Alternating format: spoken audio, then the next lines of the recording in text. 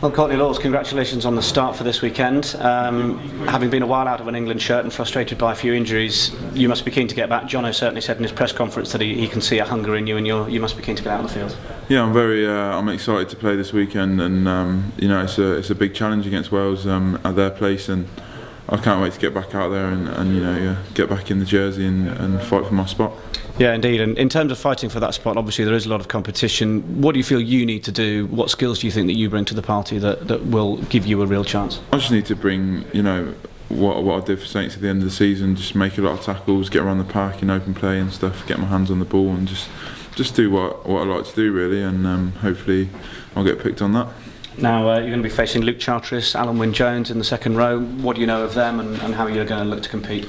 Well, they're both very good players, as you're going to be if you play for the Wales team, but you know, I'm just going to concentrate on my own game. We've obviously studied their line out, and we know, you know, we have a plan to disrupt them, and I just want to concentrate on my own game, to be honest.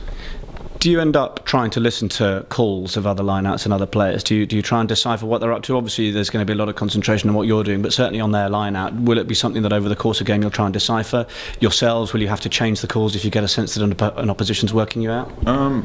No, personally I don't try and listen to the calls, because most of the time you're not going to hear them properly anyway, and then there's no point in trying to think about, you know, what they're going to do. I think you just need to react to what they're doing, and you know, well, most of their moves anyway, from watching previous tapes and such, and doing your research, and you just got to try and follow their movements and react quickly.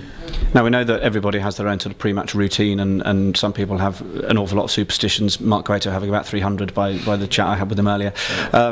What sort of routine do you go through to, you know, effectively get that game face on? Are you someone that likes to sort of go a bit insular, listen to some music or what have you, or do you walk around the changing room, you know, punching thin air to get going? What is it for you? No, I'm pretty relaxed up to the game, and I'm not superstitious sort of thing. I just like to, before the game, any game, just get the ball in my hands and make sure my hands are warm. But that's about it, to be honest. Fair enough, fairly straightforward. What excesses do you miss out on? Obviously, as a player, you've got to make sure that you get all of the right foods and supplements into you, and there's probably certain parts of life that you'd love to be a bit more indulgent on. I've been asking a few of the players that today. Is there any particular things that you enjoy? In terms of food? Yeah. To be fair, well, I've got quite a decent metabolism, so I don't struggle to cut the fat when I need to, or whatever. We've just had a fat test and I did alright. So some of the older boys are a bit jealous of that.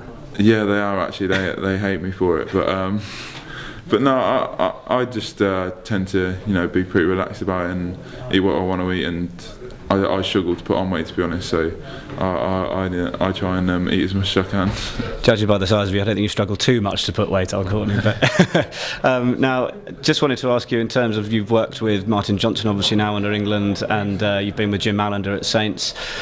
What coaches over your rugby career, whether it might have been from a kid or up till now in the professional side of things, do you feel have really inspired you, or what particular things have they maybe said to you that you've kept with you over the years? Well, there's been a lot of coaches, you know, throughout the years, and it's hard to name all of them, but certainly Mr. Bryant and Mr. Barker at Northampton School for Boys, and then Chris Power obviously got me into the Saints, and then from there Rob Hunter took over, and he was he sort of taught me the game properly and how it's supposed to be played, and then Wesley took over from him. So yeah, I've had a good sort of path into rugby and some good coaches throughout the years.